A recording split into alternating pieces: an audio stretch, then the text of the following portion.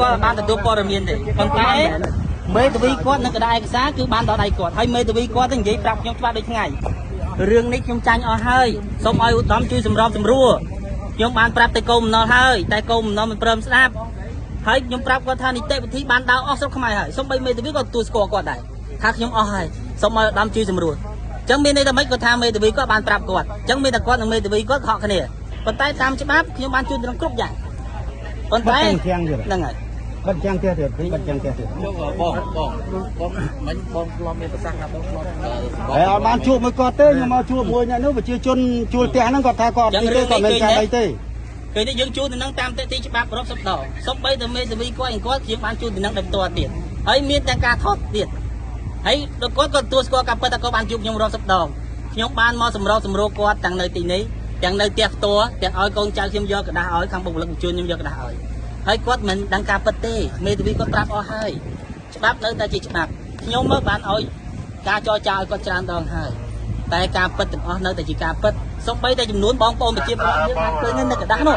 គាត់ប្រាប់ថ្ងៃតែមើលថ្ងៃទីឆ្នាំ2016ទាំងដែលតុលាការលើករបស់គាត់រហូតដល់ឆ្នាំ2023ចាញ់អស់សេចក្តីអលិញតើនីតិវិធីស្រុកខ្មែរដូចយុទ្ធសាស្ត្រនេះមើលអស់សាលាលេងហើយគាត់ចាញ់គេសពគ្រប់ខ្លួនគាត់ទទួលស្គាល់មេធាវីគាត់ទទួលស្គាល់ហើយឲ្យខ្ញុំជួយសម្រួលទៀតដល់ចុងក្រោយ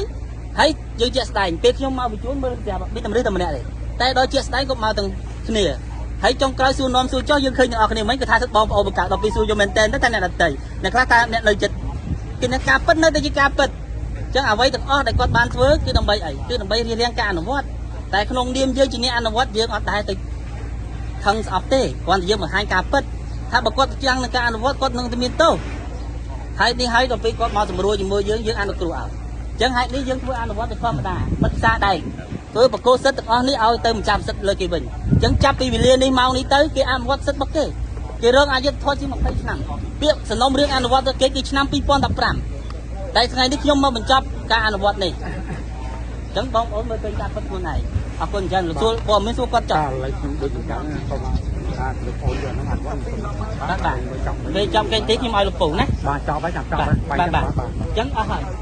អញ្ចឹងមកព្រមព្រៀងឲ្យទៅប្រាប់កូនទៅបើឲ្យទៅប្រាប់កូនទៅណាក៏មួយរៀបរៀងទៀតខុសច្បាប់ឥឡូវយើងឃើញថាពិតនេះខ្លួនគាត់ក៏គាត់ទទួលស្គាល់ដែរអញ្ចឹងការរឿងគឺចាប់ហើយអញ្ចឹងបែងមិញយើងឃើញនេះការកម្មភាពរបស់គាត់តែចុងក្រោយនៅដដែលព្រោះហេតុអីក្នុងនាមជាអ្នកអនុវត្តច្បាប់មិនដែលគេកងអបជាប្រវត្តិទេប៉ុន្តែយើងសូមបង្ហាញការពិតថារឿងពិតនេះយ៉ាងម៉េចចុងក្រោយគាត់សូមកំណត់ថាខ្ញុំនឹងឲ្យគាត់ទៅពេលចំនីតិវិធីអញ្ចឹងមកខ្ញុំថាការពិតនៅតែជាការពិតណាអញ្ចឹងលោកពូជប់រៀបរៀងអញ្ចឹងលោកពូអញ្ជើញគាត់ឲ្យចេញទាំងអស់យើងអនុវត្តតែទីតាំងនឹងស្រុកណាអរគុណណាលោកពូណាអញ្ចឹងខ្ញុំធ្វើការតទៀតតោះ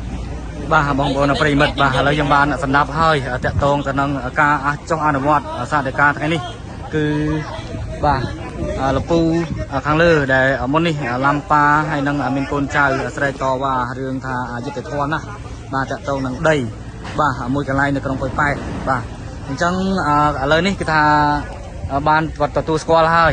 បាទជាមួយនឹងអាជ្ញាសាលាបាទហើយគាត់កំពុងតែទៅប្រាប់កូនចៅគាត់បាទកុំឲ្យរារាំងបន្តការរារាំងទៀតបាទកុំឲ្យមានបញ្ហាផ្សេងទៀតបាទឥឡូវគាត់បានទទួលស្គាល់ហើយមិញនេះបាទបងប្អូនប្រិមិត្តបាទអញ្ចឹងយើងអានឹងអំអិតនៅថ្ងៃពេលមុខទៀតបាទឥឡូវហ្នឹងវីដេអូនេះគឺថតនៅក្នុងថ្ងៃទី8បាទខែឧសភាឆ្នាំ2026បាទ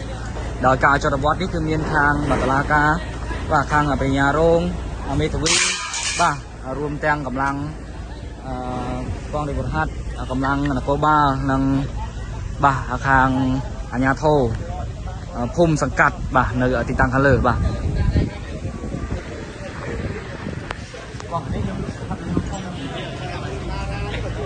បាទទីតាំងគឺស្ថិតនៅក្នុងភូមិប៉ាឡេឡៃ2សង្កាត់ប៉ោយប៉ែតបាទក្រុងប៉ោយប៉ែតខេត្តបន្ទាយមានជ័យបាទ